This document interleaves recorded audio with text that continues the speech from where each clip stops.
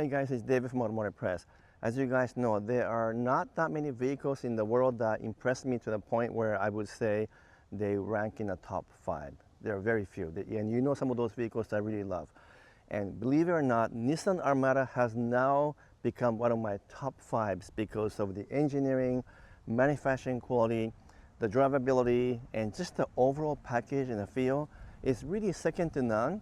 And what's really shocking is the fact that this one, which is Armada PRO-4X, is so good that when I compare it to a GX 550 over trail or even a Lexus LX 700H over trail, this is actually a better vehicle in many ways. It's not even an Infiniti, it's actually a Nissan model, but it feels like Infiniti/Lexus model. It's very similar to QX80, for example, but also performs better than some of those models I mentioned, and definitely offers more value than the direct competitor, which would be Toyota Sequoia TRD Pro, or even if you compare it to, let's say, Land Cruiser, which is smaller, but in the same price range. The Armada PRO-4X with a 3.5-liter V6 engine with twin turbo has tremendous amount of power and torque. It's super smooth. The 9-speed automatic is also absolutely refined.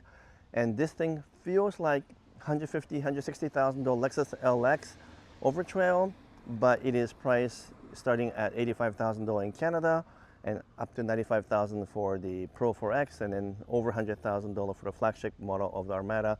But honestly, at that price, you can only get either a Land Cruiser or Sequoia TRD Pro.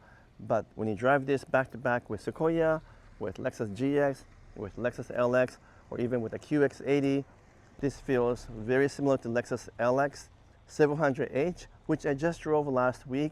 In fact, in some ways, this one drives better. It offers a little bit better handling. It feels a little bit more buttoned down and so forth, yet is some $50,000 cheaper than LX over trail. So I know it's not fair to compare a Nissan model to a Lexus model, but when you drive it, it feels like kind of Lexus level quality and engineering.